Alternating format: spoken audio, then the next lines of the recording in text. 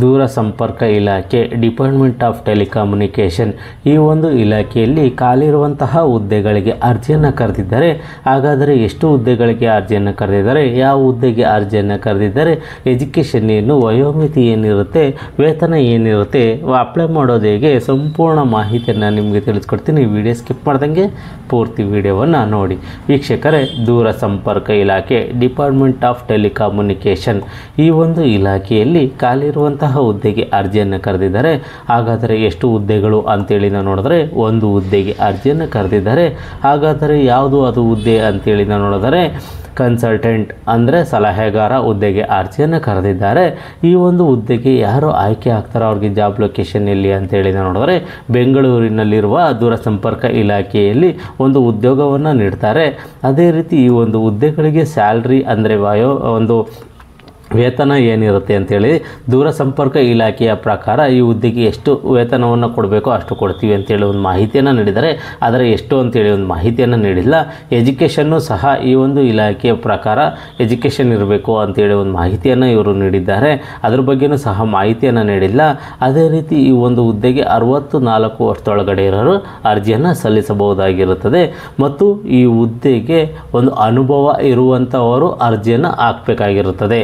ಮತ್ತು ಅದೇ ರೀತಿ ಈ ಒಂದು ಹುದ್ದೆಗೆ ಸೆಲೆಕ್ಷನ್ ಪ್ರೋಸೆಸ್ ಯಾವ ರೀತಿ ಅಂತೇಳಿ ನಾವು ನೋಡಿದ್ರೆ ಇಂಟ್ರ್ಯೂ ಮುಖಾಂತರ ನೇರ ಸಂದರ್ಶನದ ಮುಖಾಂತರ ಆಯ್ಕೆಯನ್ನು ಮಾಡ್ಕೊತಾರೆ.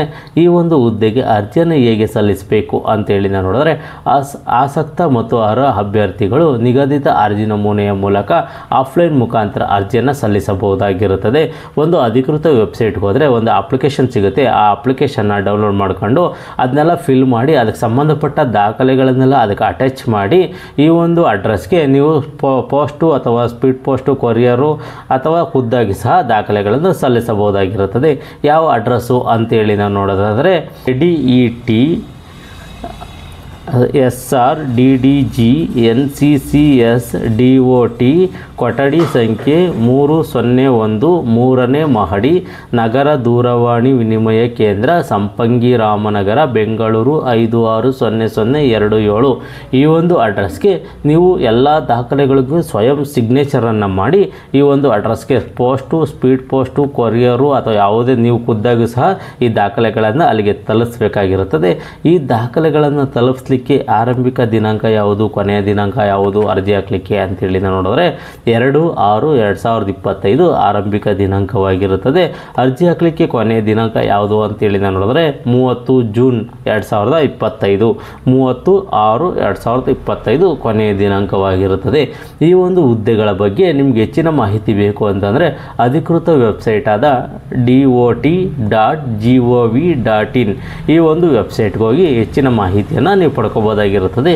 ಯಾರೆಲ್ಲ ಈ ಹುದ್ದೆಗೆ ಅರ್ಜಿಯನ್ನು ಸಲ್ಲಿಸಬೇಕು ಅಂದ್ಕೊಂಡಿದ್ರೆ ಈ ಒಂದು ಅಧಿಕೃತ ನೋಟಿಫಿಕೇಷನಲ್ಲಿ ಅಧಿಕೃತ ನೋಟಿಫಿಕೇಷನನ್ನು ಸಂಪೂರ್ಣವಾಗಿ ಓದಿ ನಿಮಗೆ ಇದು ಸೂಕ್ತ ಅನಿಸಿದ್ರೆ ಮಾತ್ರ ಈ ಹುದ್ದೆಗೆ ಅರ್ಜಿಯನ್ನು ಸಲ್ಲಿಸಿ. ಈ ಒಂದು ಮಾಹಿತಿ ಇಷ್ಟವಾದರೆ ಸಬ್ಸ್ಕ್ರೈಬ್ ಮಾಡಿ, ಶೇರ್ ಮಾಡಿ, ಲೈಕ್ ಮಾಡಿ.